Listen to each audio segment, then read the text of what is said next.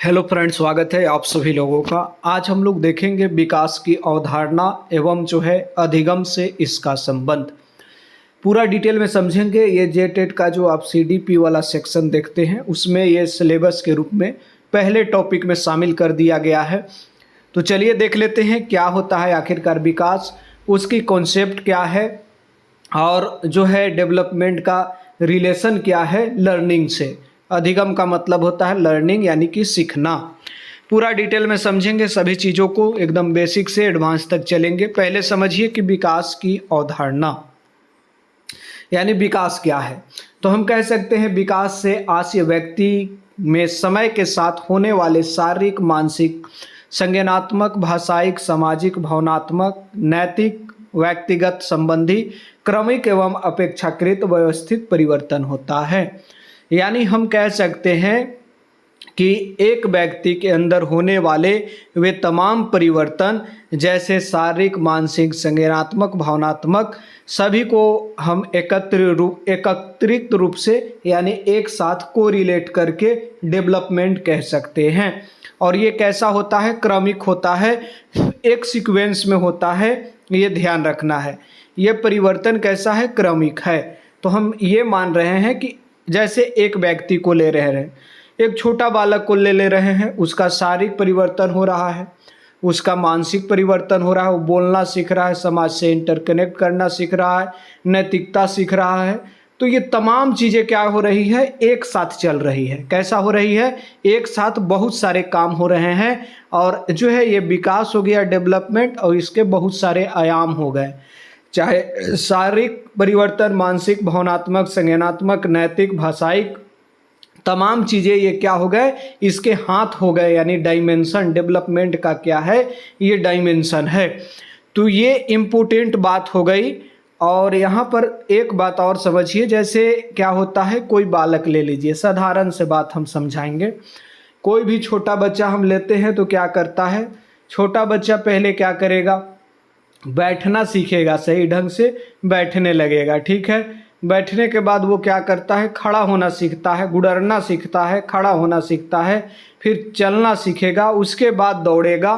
तो ये तमाम चीज़ें क्या हो रही है? एक सीक्वेंस में हो रही है, एक क्रम में हो रही है, स्टेप बाय स्टेप हो रही है। और यही स्टेप को हर एक व्यक्ति, हर एक बालक क्या करता है? फॉलो करता है। तो ये डेवलपमेंट कैसा है? क्रमिक परिवर्तन है। यहाँ पर समझिए बातों को। जब बच्चा जन्म लेकर किशोरावस्था और आगे की अवस्थाओं तक सोचने, समझने, बोलने, महसूस करने, व्यवहार करने, सामाजिक संबंध बनाने में परिवर्तन करता है, तो इसे ही हम लोग क्या कहते हैं? डेवलपमेंट। ये ध्यान रखना। तो इसे ही हम लोग कहेंगे डेवलपमेंट। तो ये इम्पोर्टेंट बात हो गया। जैसे उदाहरण में समझेंगे अभी, और हम विकास को लेकर क्लियर करेंगे चीज़ें। उदाहरण में जैसे एक बच्चा है, बच्चा जो है पहले केवल जो है क्या करता है? रोकर अपनी आवश्यकता को बताता है, ठीक है। बालक शुरू में रोना सीखता है, फिर शब्द को बोलने लगता है, फिर वाक्य बनाने लगता है, और जो है आगे चलकर तर्क और अपनी बात जो है समझाने लगता है। तो ये क्या हो रहा है? परिवर्तन तो आ रहा है उसके अंदर। इसी को हम लोग क्या करेंगे? डेवलपमेंट से कोरिलेट करेंगे। यह जो है केवल परिवर्तन नहीं बल्कि कई क्षेत्रों में होने वाले क्रमिक परिवर्तन हैं, ये ध्यान रखना है। तो यहाँ पर हमने डेवलपमेंट को लेकर क्या क्या चीज़ें देखा? यहाँ पर 3-4 चीज़ें देखा कि कोई भी व्यक्ति जो है के अंदर होने वाले वे तमाम सभी परिवर्तन क्या होते हैं? डेवलपमेंट के तहत आते हैं, चाहे उसका शारीरिक, मानसिक, भावनात्मक, संज्ञानात्मक। एक बात और जान लीजिए कि ये सभी चीज़ें हैं क्या चीज़? एक दूसरे से जुड़े हुए हैं, कोरिलेट हैं। जितने भी हम यहाँ पर टर्म आपको दे रहे हैं, शारीरिक जो है परिवर्तन यानी शारीरिक विकास बालक का सही होगा तो मानसिक सही होगा, संज्ञानात्मक सही होगा, भाषाई सही होगा, सामाजिक सही होगा, भावनात्मक सही होगा, नैतिक सही होगा। ये तमाम चीज़ें क्या है? कोरिलेटेड है। जितने भी डेवलपमेंट के डायमेंशन है यानी आयाम है, वो एक दूसरे से जुड़े हुए हैं। एक चीज़ गड़बड़ाया तो दूसरा गड़बड़ाएगा। तो ये इम्पोर्टेंट बात यहाँ से एक निकल कर आई कि कोरिलेट वाला, दूसरा आई क्रमिक वाला। ये बात समझिए। अब हम आते हैं डायरेक्ट विकास की प्रमुख विशेषता। यहाँ से प्रश्न बनते हैं, तो विशेषता को हम समझेंगे अभी तो क्लियर और होगा ये चीज़ें। विकास की जब हम प्रमुख विशेषता की बात करते हैं तो ऐसे समझिए कि एक कोई व्यक्ति अपने आप को आप ले लीजिए और क्या कीजिए, अवलोकन कीजिए। अवलोकन करते हैं तो क्या देखते हैं, जब आप छोटे थे तब आपके अंदर कुछ न कुछ परिवर्तनें हो रही थी, चाहे आपका वो शारीरिक परिवर्तन हो, चाहे भाषाई, नैतिक, सामाजिक, संवेगात्मक, कोई भी चीज़ में आपके अंदर क्या हो रही है, परिवर्तन लगातार होते रह रही है। जैसे आज आप कुछ हैं, जो है 1 साल बाद और कुछ हो जाइएगा, यानी आपके अंदर चेंजेज आते रहते हैं हमेशा, जन्म से लेकर मृत्यु तक ये चलते रहता है। तो क्या है, विकास एक निरंतर चलने वाली प्रक्रिया है, सतत प्रक्रिया है, कंटिन्यूअस प्रोसेस है, ये समझिए। यानी विकास जन्म से शुरू होकर जीवन भर चल रहा है तो चल रहा है, यानी कि एक छोटा बालक भी कुछ न कुछ चीज़ें उसके अंदर परिवर्तन आ रहा है, तो एक वृद्ध व्यक्ति में भी वो चीज़ें कुछ न कुछ चीज़ सीख रहा है। तो ये इम्पोर्टेंट है। उदाहरण में अगर हम इसे देखें तो भाषा का विकास बचपन में तेजी से होता है, लेकिन व्यक्ति जीवन भर नई भाषा और शब्दावली सीख सकता है। तो क्या हो रहा है, ये परिवर्तन तो ही हो रहा है, तो ये इम्पोर्टेंट है। दूसरा है विकास क्रमिक होता है, ठीक है, ये चीज़ हम पहले ही बता चुके हैं। ये सब विशेषता है डेवलपमेंट का। आपका विशेषता है कि आप, ठीक है, छोटे हैं, मोटे हैं, लंबे हैं, चौड़े हैं, ज़्यादा बोलते हैं, कम बोलते हैं, तमाम चीज़ें आपकी विशेषताएं हैं। उसी तरह डेवलपमेंट की भी विशेषता है कि ये क्रमिक होता है। क्रमिक मतलब एक सीक्वेंस में चलता है, चाहे ये भारत का बालक हो, चाहे अमेरिका का हो, चाहे रसिया का हो, चाहे कहीं का भी हो, ये क्रम को फॉलो करेगा। ऐसा नहीं है बालक जो है जन्म लिया और दौड़ने लगा, ये कहीं का बालक नहीं करेगा। तो विकास अचानक नहीं, सामान्यतः चरण के बाद दूसरा चरण होता है, स्टेप बाय स्टेप होता है, एक क्रम में होता है, सीढ़ी दर सीढ़ी होता है। तो उदाहरण में बच्चा पहले सामान्यतः क्या करता है, बैठना सीखता है, फिर खड़ा होना सीखता है, फिर चलना सीखता है। तो ये क्या कर रहा है, एक स्टेप को फॉलो कर रहा है। बस ये दूसरी विशेषता थी इसकी। तीसरा विशेषता है कि ये बहुआयामी होता है, ये चीज़ हमने बताया अभी। इसके बड़ी मानी हाथ होता है, मल्टी डायमेंशनल है। तो बहुआयामी का मतलब है विकास केवल शारीरिक नहीं है, बल्कि आपके अंदर भाषाई परिवर्तन, नैतिक, भावनात्मक, संज्ञानात्मक, तमाम चीज़ें यहाँ पर जो परिवर्तनें हो रही है वो सभी आपके विकास के अंदर आएंगे।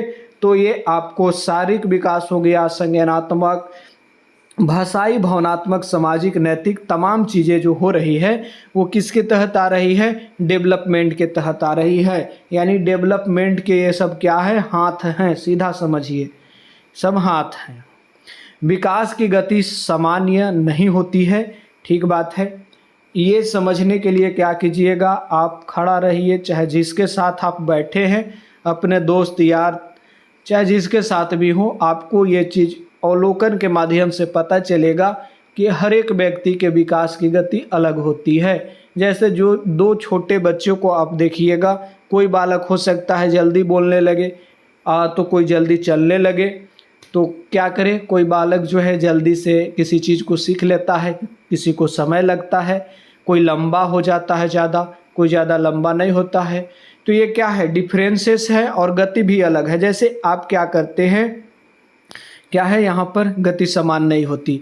जैसे आप क्या करते हैं, अपने दोस्त के साथ प्रश्न को बनाते हैं, हो सकता है आपका दोस्त प्रश्न को जल्दी बना ले, आप देरी करें, चाहे हो सकता है आप जल्दी बना ले, वो देरी करे।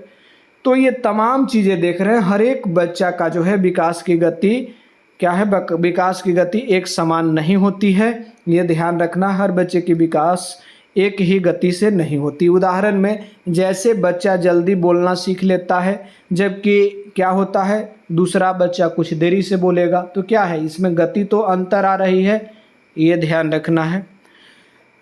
इसलिए शिक्षक को जो है बच्चों की तुलना करके उन्हें कमज़ोर और श्रेष्ठ नहीं कहना चाहिए। जैसे विकास की गति क्या हो रही है, अलग अलग हो रही है। कोई बालक जल्दी किसी काम को कर ले रहा है, कोई किसी को समय लग रहा है। तो टीचर को एक तराजू पर आंकना सही नहीं है, एक तराजू पर रखना सही नहीं है, दोनों को एक तरह से आकलन करना। तो ये इम्पोर्टेंट चीज़ है। हो सकता है किसी को सीखने में समय लगेगा तो टीचर ज़्यादा समय दे सकता है, आवश्यकताएं ज़्यादा हो सकती है। अगला है विकास सामान्य से विशेष की ओर होता है। कोई भी आप काम करते हैं तो क्या करते हैं, पहले सामान्य काम करते हैं फिर हार्ड काम की ओर बढ़ जाते हैं। जैसे क्या होता है, बच्चे जो छोटे बालक होते हैं प्रारंभ में यानी कि जब छोटे रहते हैं तो सामान्य प्रतिक्रियाएं करते हैं और धीरे धीरे जो है विशिष्ट कौशल उनके अंदर विकसित होता है। जैसे क्या होता है समझिए बातों को। शुरुआत में बच्चा पूरे हाथ से वस्तु को पकड़ता है। जैसे एक छोटा बालक है, छोटा बालक को जब आप क्या कीजिएगा, पेन या पेंसिल पकड़ाइएगा तो पूरा हाथों से पकड़ने की कोशिश करेगा, मुट्ठा मुनेगा और ऐसे गोल धर के पकड़ लेगा, गोल गोल बनाने लगेगा। बाद में है वो अंगुलियों से पकड़ने लगेगा पेंसिल को। तो ये क्या हो रहा है, पहले सामान्य काम फिर विशेष कर रहा है। अगला है कि विकास में व्यक्तिगत भिन्नताएं होती है, बिल्कुल होगी। हो सकता है आप लंबे हो, आपका दोस्त छोटा हो सकता है आप ज़्यादा बोलते हो, आपका दोस्त कम बोलता हो सकता है आप गणित में तेज हो, आपका दोस्त विज्ञान में तेज हो। तो यहाँ पर क्या हो रहा है, व्यक्तिगत भिन्नताएं होती है हर एक व्यक्ति में। काहे नहीं, वो जुड़वा बालक भी हो तो क्या होता है, उसके अंदर भिन्नताएं नज़र आ जाती है। यानी एक ही उम्र के बच्चों में क्षमताएं अलग हो सकती है, ये ध्यान रखना है। तो शिक्षक को क्या करना चाहिए, व्यक्तिगत भिन्नताओं का सम्मान करना चाहिए। हो सकता है कि आप फुटबॉल खेलने में रुचि रखते हो, आपका दोस्त क्रिकेट खेलने में रुचि रखता हो, तो व्यक्तिगत भिन्नताओं अलग अलग कारण से आते हैं। आनुवांशिकता, पर्यावरण, रुचि, मोटिवेशन, तमाम चीज़ें इसमें होती है। उस पर चर्चा करेंगे, आगे के सिलेबस में दिया गया हो सब चीज़। अगला है विकास वंशानुक्रम एवं वातावरण दोनों से प्रभावित होता है। ठीक बात है, जो आपका डेवलपमेंट है, कोई भी व्यक्ति हो, कोई भी बालक हो, उसका डेवलपमेंट, उसका शारीरिक विकास, मानसिक विकास, भावनात्मक, नैतिक, संज्ञानात्मक, तमाम चीज़ें क्या हो रही है, वंशानुक्रम और वातावरण। यानी कि वंशानुक्रम का मतलब है हेरिडिटी, वातावरण का मतलब है इन्वायरमेंट। ये दो चीज़ें आप देख रहे हैं, ये दोनों चीज़ें का प्रभाव रहता है, इसलिए बालक में व्यक्तिगत भिन्नताएं भी आ जाती है। अब यहाँ पर समझिए, कोई बालक को देखते हैं, ये बोला जाता है कि उसके अंदर जन्मजात जो है ये गुण है, जन्मजात जो गुण उसके अंदर आ रहा है उसे हम लोग कहते हैं वंशानुक्रम। वातावरण क्या होता है कि आपके अगल बगल के परिवेश, आपका जो है घर परिवार, आस पड़ोस, विद्यालय, ये तमाम चीज़ें आपको क्या में आ जाएंगे, वातावरण में। ये ध्यान रखना है। पोषण जो है आपका खाने पीने का जो है तरीका, ये भी वातावरण के ही तहत आएगा। तो क्या हो जाएगा, अब देखिए बालक को क्या कर रहे हैं, एक बालक को हम ठीक है, एक बालक को क्या कर रहे हैं, सही जो है स्कूल में हम डाल दे रहे हैं और एक बालक को जो है नहीं पढ़ा रहे हैं, तो क्या हो जाएगा, दोनों में भिन्नताएं आ जाएंगी। ये ध्यान रखना है। तो ये विकास पर प्रभाव डालेगी। बात बिल्कुल सही जचा आपको। तो वंशानुक्रम आपका जैविक और आनुवंशिक विशेषताएं हैं और वातावरण आपका परिवार, विद्यालय, समाज, पोषण, अनुभव आदि वातावरण के तहत आते हैं। जो जन्मजात गुण आपके तहत आएंगे, आपके आँखों का रंग जो होता है ये वंशानुक्रम का पहचान हो सकता है। अब यहाँ पर एक टर्म आता है, इससे कभी कभार प्रश्न उठा लेते हैं, इसलिए सभी चीज़ को हम रखे हैं। आपको जो है ग्रोथ और विकास, अभी हमने डेवलपमेंट को तकनी से पढ़ रहे हैं, उस समय से हम डेवलपमेंट पढ़ रहे हैं। एक टर्म आता है, इससे ही कोरिलेट करके, इससे ही जुड़ा हुआ शब्द है ग्रोथ, इसे हम देखते हैं, आइए समझें। तो यहाँ पर हम बात करते हैं दोस्तों ग्रोथ की। तो ग्रोथ का मतलब क्या है, दोनों ही आपको शब्द एक तरह के अर्थ देते हुए दिखेंगे, लेकिन दोनों में कुछ अंतर हैं, आइए समझ लेते हैं। लट्टू की तरह क्वेश्चन घुमाएगा तो वहाँ पर क्वेश्चन देता है ये। तो ग्रोथ का मतलब क्या है, ग्रोथ का मतलब ये है कि आपके अंदर वो तमाम परिवर्तन जो मात्रात्मक हो, जिसे हम नाप तौल कर सकते हैं, ग्रोथ के अंदर आते हैं। ये सामान्यतः आपका शारीरिक परिवर्तन होते हैं। जैसे आपका शारीरिक परिवर्तन में क्या हो जाएगा, आपका मोटाई बढ़ना, चौड़ाई बढ़ना, आपका लंबाई बढ़ना, ये तमाम चीज़ें जो है, जैसे आपका आकार, वजन, अंगों में वृद्धि, ये सब आपको जो है ग्रोथ के तहत आएंगे, ग्रोथ के तहत आएंगे, ये ध्यान रखना है। ये मात्रात्मक बढ़ोतरी है, इसे माप सकते हैं। आपको हम खड़ा कराएं और फीता से माप देंगे कि आपका लंबाई कितना है, तो इसे हम ग्रोथ कहेंगे। बस इतनी बात समझिए। दूसरा है डेवलपमेंट। आइए उदाहरण से ग्रोथ को समझते हैं थोड़ा सा। हम ये सब चीज़ बता चुके हैं। बच्चे की लंबाई 110 सेंटीमीटर से बढ़कर 120 सेंटीमीटर हो गई। ये क्या है? मात्रात्मक परिवर्तन हो रहा है ना, जिसे हम आसानी से मापेंगे। लेकिन आपके अंदर हम यही चीज़ कह दें कि भाषाई परिवर्तन कितना आया है, अब भाषा को कितना सही ढंग से जो है प्रयोग कर पा रहे हैं, तो इसे क्या आप किसी तराजू से, किसी फीता से नाप सकते हैं? नहीं नाप सकते हैं। तो ये क्या हो जाएगा? डेवलपमेंट के तहत आएगा।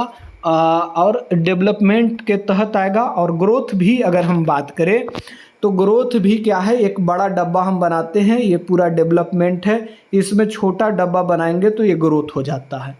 तो ये आप समझ रहे हैं, जो छोटा डब्बा है वो ग्रोथ है।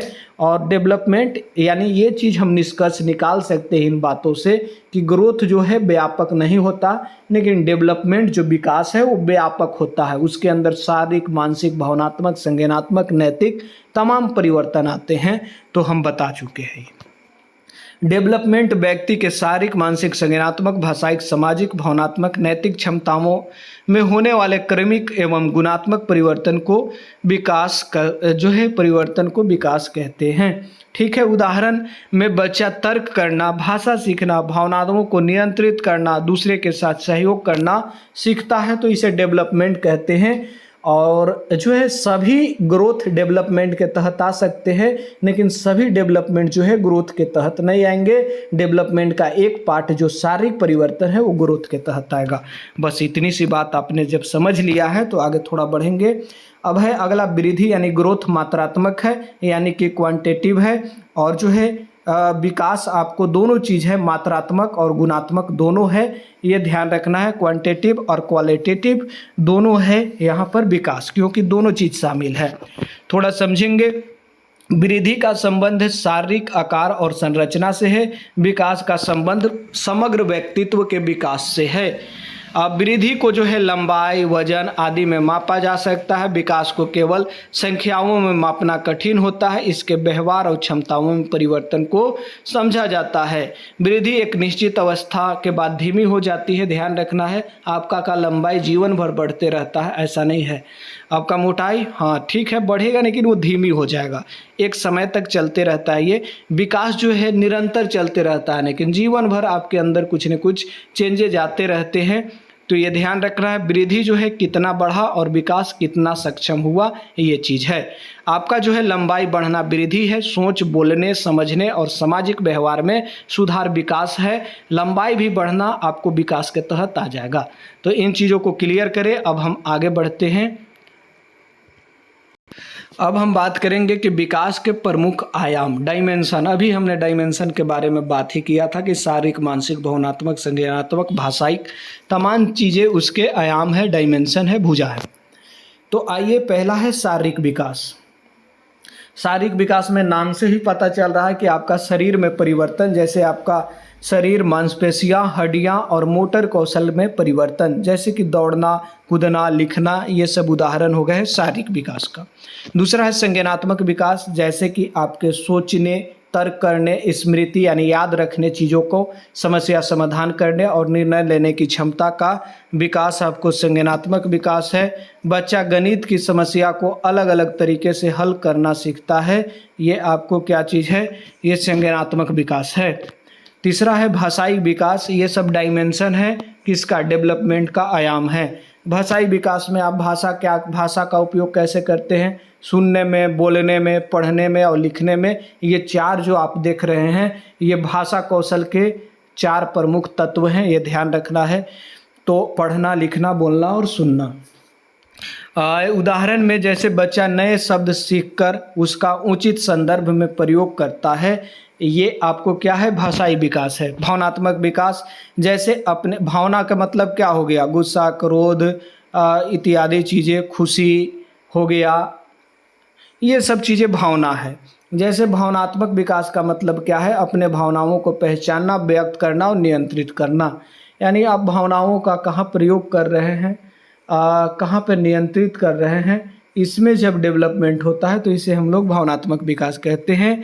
जैसे बच्चा अगर असफल होता है, असफल होने पर तुरंत रोने के बजाय समस्या को दोबारा प्रयास करता है, ये भावनात्मक विकास का उदाहरण है। फिर आता है यहाँ पर सामाजिक विकास। ये सब क्या है, डेवलपमेंट के आयाम है, यानी कि उसके डायमेंशन है।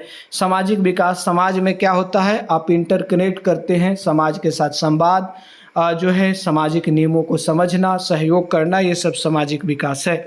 जैसे समूह गतिविधि में अपनी बारी की प्रतीक्षा करना सामाजिक विकास है। नैतिक विकास जैसे सही गलत, न्याय, जिम्मेदारी और नैतिक मूल्यों को समझना नैतिक विकास है। अब आएंगे विकास और अधिगम का संबंध, क्योंकि सिलेबस में टॉपिक के रूप में है ये, तो पढ़ना तो होगा ही। तो विकास और अधिगम का संबंध यानी रिलेशन देखते हैं, दोनों के बीच है या नहीं है, समझते हैं। जैसे हम विकास कहते हैं तो विकास का मतलब क्या है, बालक का होलिस्टिक डेवलपमेंट, यानी कि जो है तमाम चीज़ों में परिवर्तन। और अधिगम क्या है, अधिगम भी एक विकास का ही माध्यम है, ये ध्यान रखना है। तो हम कह सकते ये हैं कि आपको बहुत महत्वपूर्ण अवधारणा समझिए बातों को। हम सीखना किसे कहेंगे, एक बालक जब किसी चीज़ को क्या कर रहा है, पढ़ रहा है, तो हम कह सकते हैं कि सीख रहा है? नहीं। आइए समझते हैं सीखना किसे कहेंगे, अधिगम किसे कहेंगे।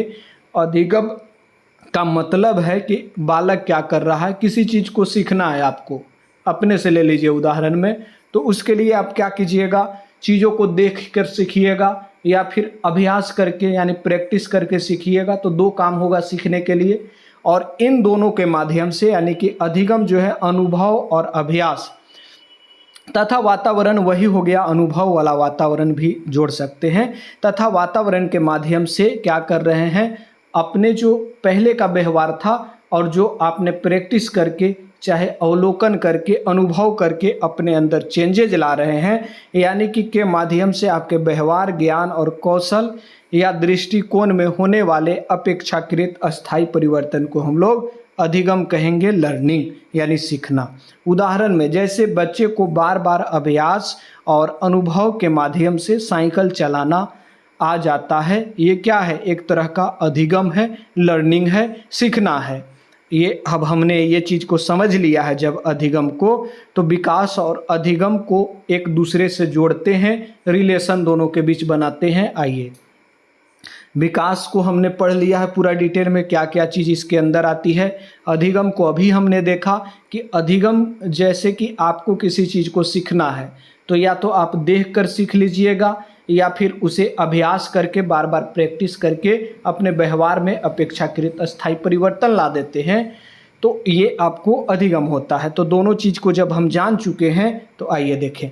विकास जो है अधिगम की तैयारी क्षमता को प्रभावित करता है। विकास क्या करता है, अधिगम की तैयारी या क्षमता को प्रभावित करता है। जैसे आपका शारीरिक विकास, जैसे हम क्या कहते हैं कि स्वस्थ शरीर में स्वस्थ मन का क्या होता है, विकास होता है। तो समझिए बातों को, जैसे आपका शारीरिक विकास सही ढंग से हो तो आप क्या कीजिएगा, अधिगम को सही से किसी चीज़ को पढ़ना है, सीखना है मान के चलिए, तो आप स्वस्थ रहिएगा तो जल्दी से सीख लीजिएगा। लेकिन अगर कोई बालक जो है बीमार है, अस्वस्थ है, वो तो सही ढंग से नहीं पढ़ पाएगा। तो अधिगम और जो है विकास एक दूसरे के पूरक है, प्रभावित तो कर रहे हैं।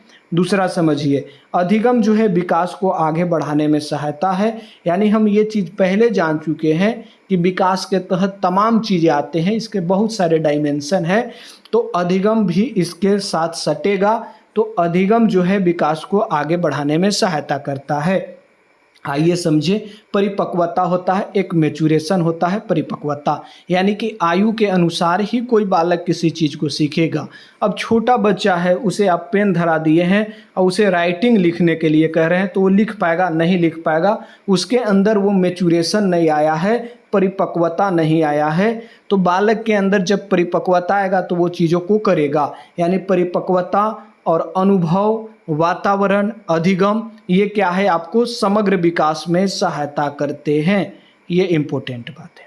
अब आइए विकास जो है अधिगम को कैसे प्रभावित करता है थोड़ा देख लेते हैं। डेवलपमेंट जो है बालक का अगर शारीरिक विकास मानसिक विकास नहीं सही हो, अगर बालक का मानसिक विकास मान के चलिए सही नहीं हो तो वो अधिगम कर पाएगा, वो चीज़ों को सीख पाएगा नहीं सीख पाएगा, ये ध्यान रखना है। तो प्रभावित कर रहा है ना। जैसे बच्चे की विकासात्मक अवस्था यह प्रभावित करती है कि वह क्या कितना और किस प्रकार सीख सकता है। अवस्था भी इम्पोर्टेंट है, अवस्था वो मैच्योरेशन वाला बात है।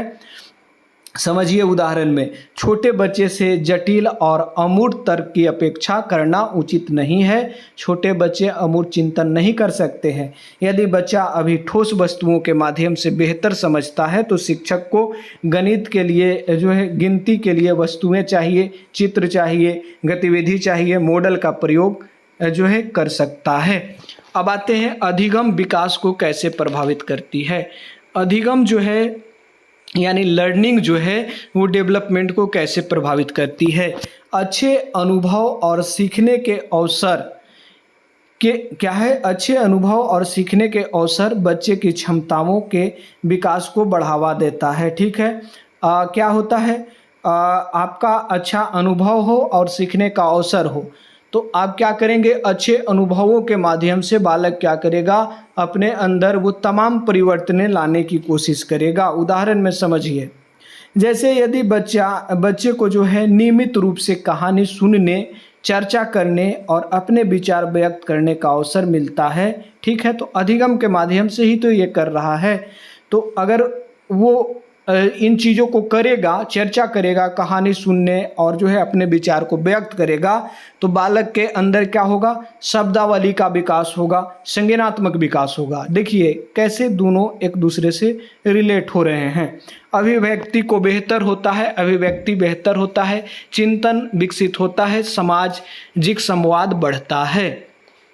अब बात करेंगे शिक्षक के लिए इसका क्या महत्व है। जो अधिगम हम पढ़ रहे हैं यानी लर्निंग पढ़ रहे हैं या फिर अभी हमने डेवलपमेंट को पढ़ा, दोनों के बीच रिलेशन को स्थापित किए, यानी दोनों एक पूरक हैं एक दूसरे के, ये ध्यान रखना है।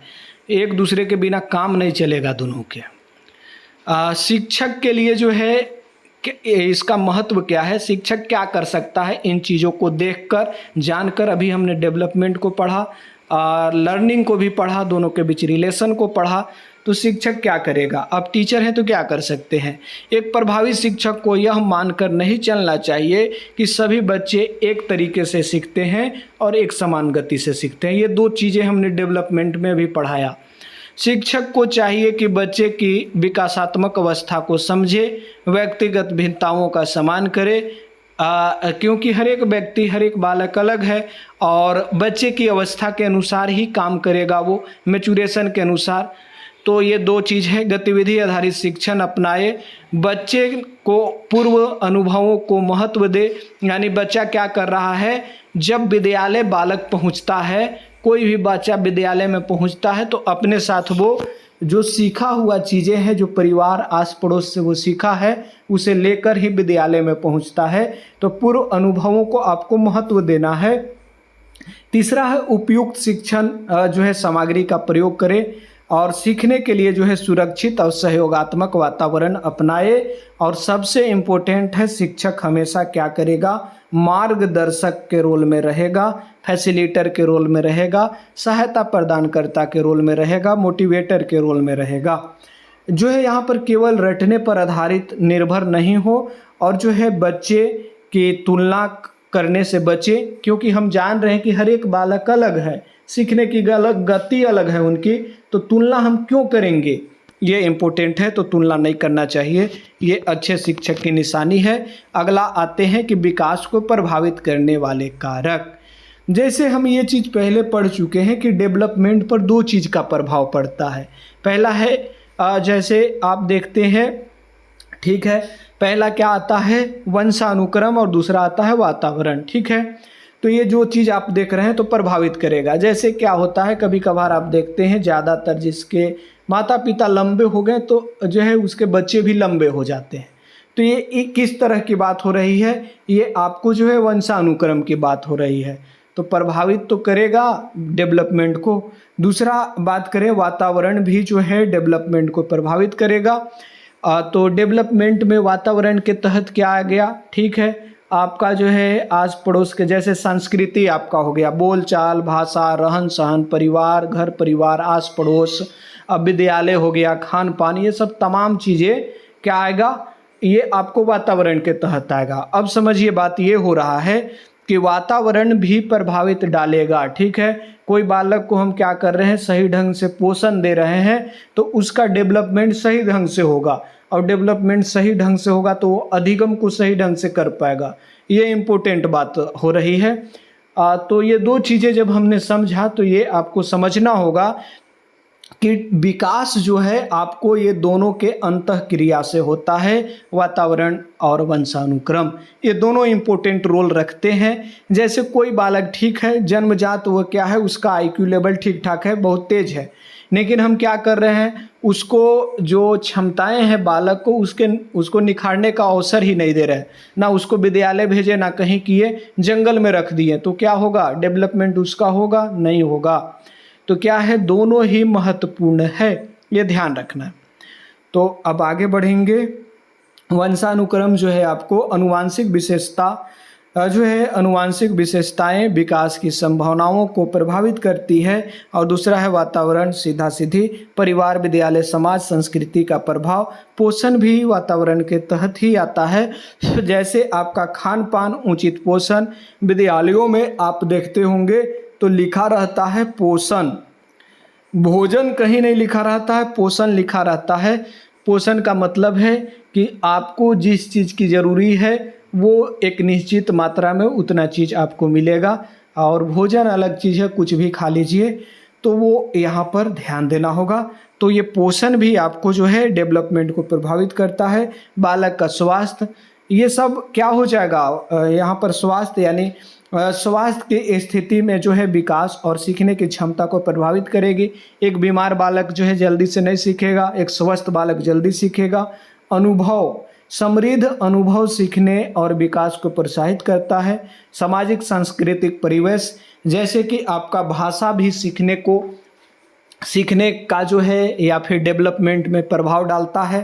परंपराएं, परिवार, सामाजिक परिस्थितियां विकास को प्रभावित करती है, ये चीज़ें हैं। यहाँ पर पियाजे के संज्ञानात्मक विकास को थोड़ा सा पढ़ लेंगे, आगे के टॉपिकों में इनको डिटेल में पढ़ना है, ध्यान रखना है, तो कोई दिक्कत नहीं है, देख लेते हैं, अभी ही क्लियर कर देते हैं पूरी। पियाजे जो है क्या है, मनोवैज्ञानिक है, पहला ये जान लीजिए। और ये जो है एक सिद्धांत दिए हैं बालक के डेवलपमेंट को लेकर, ये अवस्थाओं की बात करते हैं, अलग अलग आयु वर्ग में बालकों को बांट दिए हैं और बताए हैं कि इस आयु वर्ग के बालक जो है के अंदर ये चीज़ें डेवलपमेंट होती हैं। तो पियाजे का जो है विकास है, संज्ञानात्मक विकास का सिद्धांत दिया है इन्होंने। जीन पियाजे ने जो है संज्ञानात्मक विकास पर विशेष जोर दिया है, कोग्निटिव डेवलपमेंट थ्योरी।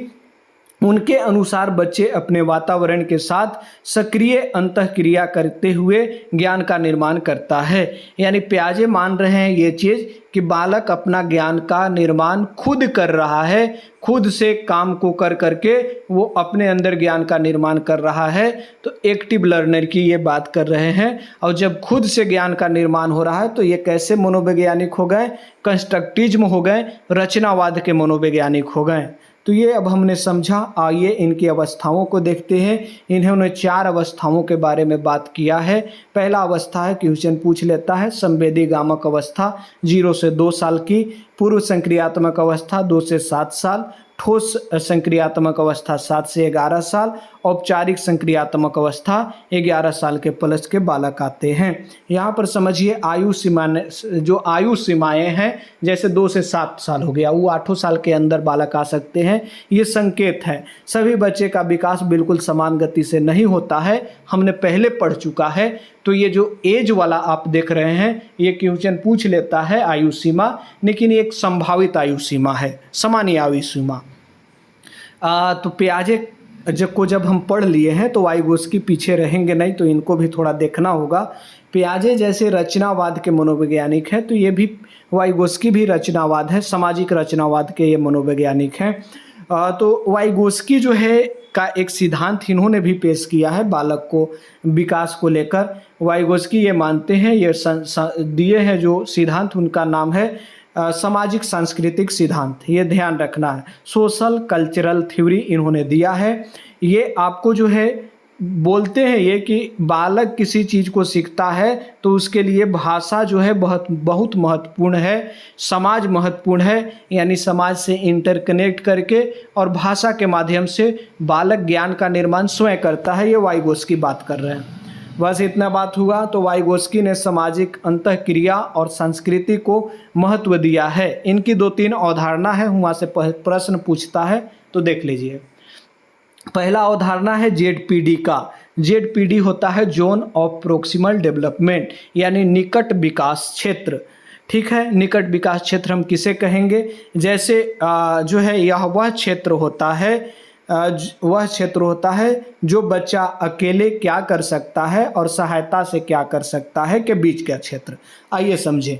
जैसे बालक किसी समस्या को हल कर रहा है, कोई प्रश्न बना रहा है, ठीक बात है, तो वो बना नहीं पा रहा है मान के चलिए, लेकिन शिक्षक के सहायता से क्या कर रहा है, चाहे बना भी ले रहा है तो समय लग रहा है, शिक्षक के सहायता से वो काम को बहुत जल्दी कर पा रहा है।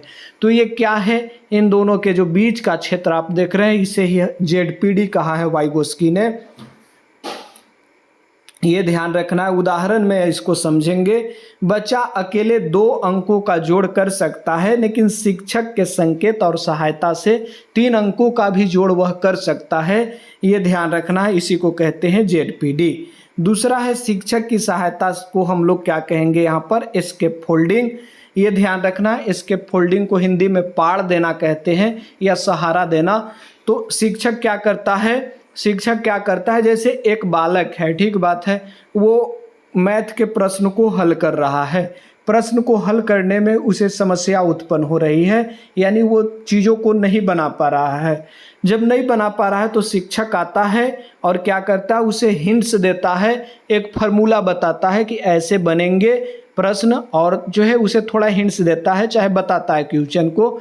तो बालक क्या करने लगता है, उस प्रश्न को बनाने लगता है। ठीक है, बनाने लगता है, धीरे धीरे करने लगता है। इसके बाद शिक्षक जो है सहायता देना बंद कर देता है, बालक खुद ब खुद उस काम को करने लगेगा। इसी को कहा गया है स्कैफोल्डिंग। बस इतनी सी बात है। अब आइए हम लोग देखते हैं, परीक्षा में याद करने हैं तो कुछ महत्वपूर्ण बातें। जैसे विकास जो है बहुआयामी होता है, अभी हमने बताया, निरंतर प्रक्रिया है, क्रमिक प्रक्रिया है। सभी बच्चे विकास की गति एक समान नहीं होती है। अपने दोस्त के साथ आप कंपेयर कीजिए अपने आप को, व्यक्तिगत भिन्नताएं भी उसमें नजर आएंगी। वंशानुक्रम, वातावरण दोनों महत्वपूर्ण है। अधिगम और विकास परस्पर एक दूसरे से जुड़े हुए हैं। बच्चा सीखने में सक्रिय भूमिका निभाता है। अनुभव अधिगम को प्रभावित करता है, अनुभव के आधार पर बालक सीखता है। क्या है, शिक्षक को जो है बच्चों की विकासात्मक अवस्था के अनुसार शिक्षण करवाना चाहिए, यानी जिस आयु वर्ग का बालक वो है उसी अकॉर्डिंग ही शिक्षण करवाना चाहिए। तो ये महत्व है, पूर्ण है। अब आइए हम लोग देखते हैं वन लाइनर। तो यहाँ पर पहला जो है प्रश्न कह रहा है कि विकास व्यक्ति में होने वाले क्रमिक और व्यवस्थित परिवर्तन की प्रक्रिया है। विकास निरंतर चलता है, बहुआयामी है। प्रत्येक बच्चा के विकास की गति अलग हो सकती है। विकास वंशानुक्रम का प्रभाव पड़ता है, वातावरण का भी प्रभाव पड़ता है। वृद्धि मुख्यतः मात्रात्मक है, विकास गुणात्मक मात्रात्मक दोनों है। व्यक्तिगत भिन्नताएं विकास में महत्वपूर्ण है। भाषा विकास जो है समग्र विकास का जो है महत्वपूर्ण भाग है। बालक का समग्र विकास में भाषा विकास भी आता है। संज्ञानात्मक विकास सोचने और तर्क करने की क्षमता से संबंधित है। भावनात्मक विकास भावनाओं को समझने और नियंत्रण करने से।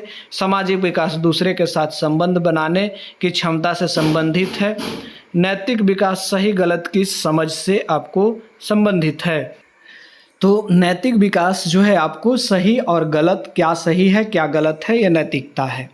जो है अधिगम अनुभव एवं अभ्यास को प्रभावित, क्या है, अधिगम जो है अनुभव एवं अभ्यास से प्रभावित होता है। बिल्कुल, विकास और अधिगम एक दूसरे से संबंधित है। विकासात्मक अवस्था शिक्षण में योगदान, शिक्षक शिक्षण की योजना को प्रभावित करती है अवस्था यानी कि एज के अनुसार ही शिक्षण करवाना चाहिए। अब छोटे बालक को आप अमूर्त चिंतन दे रहे हैं तो वो कर पाएगा नहीं कर पाएगा। शिक्षकों को जो है बच्चों की व्यक्तिगत भिन्नताओं का सम्मान करना चाहिए। अधिगम के लिए बच्चे के पूर्व अनुभव महत्वपूर्ण है। गतिविधि आधारित शिक्षण बच्चों के सक्रिय अधिगम को बढ़ावा देता है। पियाजे ने संज्ञानात्मक विकास के सिद्धांत को प्रमुखता दी। वाइगोस्की ने सामाजिक सांस्कृतिक संदर्भ को जो महत्वपूर्ण माना। जेडपीडी जो है वाइगोस्की की अवधारणा है। एस्केप फोल्डिंग भी वाइगोस्की की अवधारणा है। ये ध्यान रखना, सीखने में सहायता समर्थ को दर्शाता है। विद्यालय विकास के लिए जो है महत्वपूर्ण वातावरण प्रदान करता है। पोषण जो है शारीरिक एवं मानसिक विकास को प्रभावित करता है। समाज जो है संस्कृति जो है बच्चों के विकास एवं सीखने को प्रभावित करती है। बच्चे की विकासात्मक तुलना करना उचित शिक्षण नहीं है। बाल केंद्रित शिक्षा में बच्चे की सक्रिय भागीदारी पर जोर होती है। प्रभावी शिक्षण विकासात्मक आवश्यकताओं के अनुसार शिक्षण अनुभव तैयार करते हैं। तो हमने 30 जो है वन लाइनर को देख लिया है पूरी डिटेल में। थोड़ा सा एक चीज़ आपको हम बता देना चाह रहे हैं कि वाइगोस्की के 2 बातों को हमने देखा। पहला है जेडपीडी को देखा, जोन ऑफ प्रोक्सिमल डेवलपमेंट, जिसमें जो बालक खुद कर रहा है और एक जो है टीचर के सहायता से कर रहा है। चाहे MKO की अवधारणा इन्होंने दिया है, इसी को हम समझाना चाह रहे हैं। मोर नॉलेजेबल अदर, MKO मतलब मोर नॉलेजेबल अदर, चाहे वो आपका टीचर हो सकता है, पेरेंट्स हो सकते हैं, चाहे आपका सहपाठी ही हो सकता है, जो आप क्या कर रहे हैं, जिस चीज़ को नहीं जान रहे हैं और वो जान रहा है, तो MKO की बात किए हैं यहाँ पर वाइगोस्की। अब आते हैं यहाँ पर जो है MCQ पर आएंगे डायरेक्ट। पहला प्रश्न है विकास की सबसे उपयुक्त विशेषता कौन सी है? तो सबसे उपयुक्त विशेषता है कि यह निरंतर चलता है और बहुआयामी है। विकास जो है केवल शारीरिक शरीर में होने वाला परिवर्तन नहीं, बल्कि आपको शारीरिक, संज्ञानात्मक, सामाजिक, भावनात्मक, भाषाई, नैतिक क्षेत्रों को शामिल किए जाते हैं। अगला प्रश्न है वृद्धि विकास में अंतर। वृद्धि जो है मात्रात्मक और विकास व्यापक प्रक्रिया है। हमने ये चीज़ बता चुका है पहले। आप प्रश्नों को देख रहे होंगे, डायरेक्ट आ रहा होगा। लंबाई और वजन में वृद्धि मात्रात्मक परिवर्तन है, जबकि सोच, भाषा और सामाजिक व्यवहार में परिवर्तन विकास के व्यापक स्वरूप को दर्शाता है। अगला प्रश्न है बच्चों के विकास की गति के संबंध में कौन सा कथन सही है? हर एक बालक का विकास की गति अलग अलग होती है, भिन्नताएं होती है। तो सी ऑप्शन, बच्चे के विकास की गति अलग हो सकती है, इसलिए शिक्षक को व्यक्तिगत भिन्नताओं का सम्मान करना चाहिए। विकास को सबसे अधिक उचित रूप से किस रूप में समझा जा सकता है? तो ये बहुआयामी प्रक्रिया है। विकास में कई आयाम होते हैं, शारीरिक, संज्ञानात्मक, सामाजिक, भावनात्मक, भाषाई, नैतिक। अगला है संज्ञानात्मक विकास मुख्यतः किससे संबंधित है? तो आपका सोच और तर्क से। संज्ञान मतलब जो चीज़ दिमाग से हो रहा है। संज्ञानात्मक विकास में सोच, स्मृति, तर्क, समस्या समाधान, ध्यान और निर्णय जैसे मानसिक प्रक्रिया शामिल है। अधिगम और विकास के संबंध में सही कथन कौन सा है?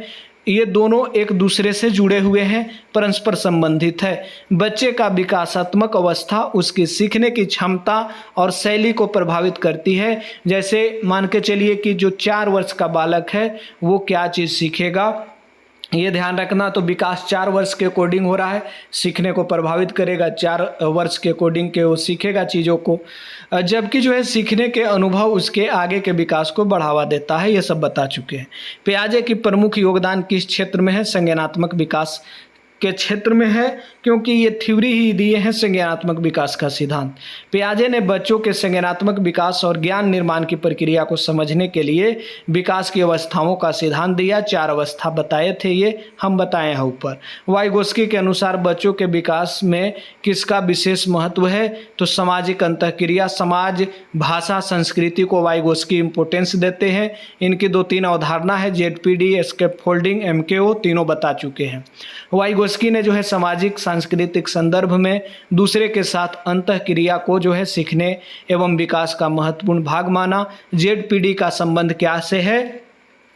तो क्या से है ये? बच्चे की स्वतंत्र क्षमता और सहायता से प्राप्त क्षमता के बीच का क्षेत्र को ZPD कहते हैं। जैसे बालक खुद कर रहा है किसी चीज़ को और वो एक शिक्षक के सहायता से कर रहा है तो उसके बीच के क्षेत्र ZPD।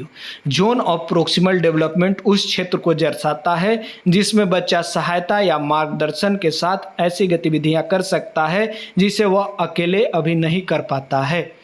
तो ये ZPD खत्म हुआ। एस्केप फोल्डिंग हमने बताया है आपको, ये अस्थायी सहायता होता है शिक्षक के द्वारा दिए जाने वाले। जैसे क्या होता है, बच्चा को सीखने में आवश्यक अस्थायी सहायता, ये परमानेंट सहायता नहीं होता है, जिसे हम लोग पाड़ भी कहते हैं। एस्केप फोल्डिंग में शिक्षक या जो है अधिक सक्षम, अभी हमने MKO की बात किया था, अधिक सक्षम व्यक्ति बच्चे के आवश्यकता, संकेत और उदाहरण और सहायता देता है और धीरे धीरे सहायता कम कर लेता है। ये इम्पोर्टेंट है। किसी बच्चे का जो है पहले बैठना, फिर खड़ा होना और फिर चलना, ये किस सिद्धांत को बताता है? ये बताता है आपको क्रमिकता का, यानी कि एक क्रम में होता है, एक सीक्वेंस में होता है बालक का डेवलपमेंट। जैसे विभिन्न क्षमताएं जैसे सामान्य क्रम में विकसित होती है, यह विकास का क्रमिक प्रक्रिया को दर्शाता है, जो हम बता चुके हैं। बच्चे में जो है व्यक्तिगत भिन्नताओं को देखते हुए शिक्षक को क्या करना चाहिए? सभी को एक जैसा कार्य देना चाहिए? नहीं। विविध शिक्षण रणनीतियों का प्रयोग करेगा टीचर। बच्चा की क्षमताएं और रुचियों और सीखने की गति अलग हो सकती है, इसलिए विविध एवं लचीला शिक्षण रणनीति उपयोग करेगा। निम्न में कौन सा भावनात्मक विकास का उदाहरण है? अपनी निराशा को नियंत्रित करना भावनात्मक विकास है, ये ध्यान रखना है। तो ये आपको हो गया, यानी भावनात्मक विकास जो है, विकास में भावनाओं को पहचानना, व्यक्त करना और नियंत्रण करना शामिल है। अगला प्रश्न है कि सामाजिक विकास का उदाहरण कौन सा है? तो समाज के साथ सहयोग, ये सब पढ़ा चुके हैं। सामाजिक विकास जो है व्यक्ति के दूसरे के साथ संवाद, सहयोग और संबंध स्थापित करने की क्षमता संबंधित है। अगला है विकास को प्रभावित करने वाले कारक में कौन सा समूह सबसे उपयुक्त है? तो वंशानुक्रम, वातावरण दोनों हो जाएंगे। विकास पर जैविक और आनुवांशिक विशेषताओं के साथ साथ परिवार, विद्यालय, समाज, संस्कृति, अनुभवों का भी प्रभाव पड़ता है। अगला है यदि बच्चा किसी कार्य को अकेले नहीं कर पाता लेकिन शिक्षक के सहायता से कर लेता है, लट्टू की तरह घुमा रहा है क्वेश्चन, तो यह किस अवधारणा से संबंधित है? यानी बालक खुद काम नहीं कर रहा है लेकिन शिक्षक जब सहायता दे रहा है तो वो कर पा रहा है, तो इसी को तो हम ZPD कहते हैं। यह वाइगोस्की की ZPD अवधारणा का उदाहरण है। बच्चे की स्वतंत्र क्षमता और सहयोग से प्राप्त क्षमता का क्षेत्र।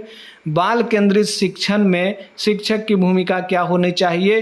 तो शिक्षक हमेशा मार्गदर्शक और सहायक रहेगा। बाल केंद्रित शिक्षा में बच्चा सक्रिय भूमिका निभाता है और शिक्षक सीखने के अवसरों को व्यवस्थित करने के लिए मार्गदर्शक बनता है। अगला क्वेश्चन है किस कथन से शिक्षक का विकासात्मक समझ प्रदर्शित होता है? तो सभी बच्चों को समान समय में समान उपलब्धि कराना चाहिए, ये नहीं है। बच्चों की जो है विकासात्मक अवस्था और व्यक्तिगत भिन्नताओं को ध्यान रखना चाहिए, सी ऑप्शन। प्रभावी शिक्षण के लिए बच्चे के विकासात्मक अवस्था यानी कि उसका एज के अकॉर्डिंग ही उसे काम देना चाहिए। पूर्व अनुभव जो बालक पहले से सीखा हुआ है उसका उपयोग करना चाहिए। बालक का रुचि के अनुसार व्यक्तिगत भिन्नताओं को ध्यान रखकर आवश्यक है। निम्न में से अधिगम का सर्वोत्तम उदाहरण कौन सा है? तो अनुभव और अभ्यास से नया कौशल सीखना, ये अधिगम का उदाहरण है। जैसे अभ्यास और अनुभव के माध्यम से कौशल, ज्ञान, व्यवहार में अपेक्षाकृत अस्थायी परिवर्तन अधिगम का उदाहरण है। अगला है विकास और अधिगम के संबंध में शिक्षक के लिए सबसे उचित निष्कर्ष क्या है? विकास और अधिगम के संबंध में आपको जो है विकासात्मक स्तर के अनुरूप अनुभव और गतिविधि देना चाहिए बस। यानी कि प्रभावी शिक्षण के लिए बच्चे के विकासात्मक अवस्था यानी कि आयु वर्ग के अनुसार जैसे उसके अंदर मैच्योरेशन है और उसकी वर्तमान क्षमताओं को देखकर उपयुक्त अनुभव, गतिविधियां और सहारा देना चाहिए। क्विक रिवीजन थोड़ा सा कर लेते हैं। विकास विकास जो है निरंतर क्रमिक और बहुआयामी प्रक्रिया है। वृद्धि और विकास एक नहीं है। विकास में जो है व्यक्तिगत भिन्नताएं होती है। विकास पर वंशानुक्रम वातावरण का प्रभाव है। विकास के प्रमुख आयाम शारीरिक, संज्ञानात्मक, भाषाई, सामाजिक, भावनात्मक, नैतिक। अधिगम और विकास एक दूसरे से संबंधित हैं। पियाजे संज्ञानात्मक विकास, वाइगोस्की जो है सामाजिक सांस्कृतिक दृष्टिकोण की बात करते हैं। जेडपीडी एस्केप फोल्डिंग की बात करते हैं।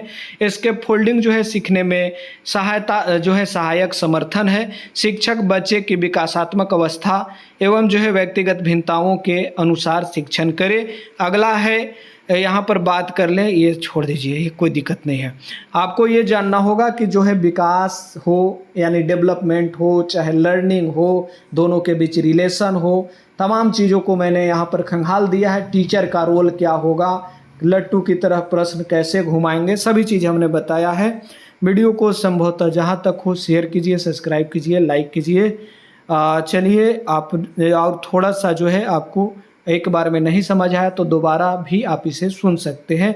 ध्यान से सुने होंगे तो दोबारा की ज़रूरी नहीं है। चलिए बहुत बहुत धन्यवाद।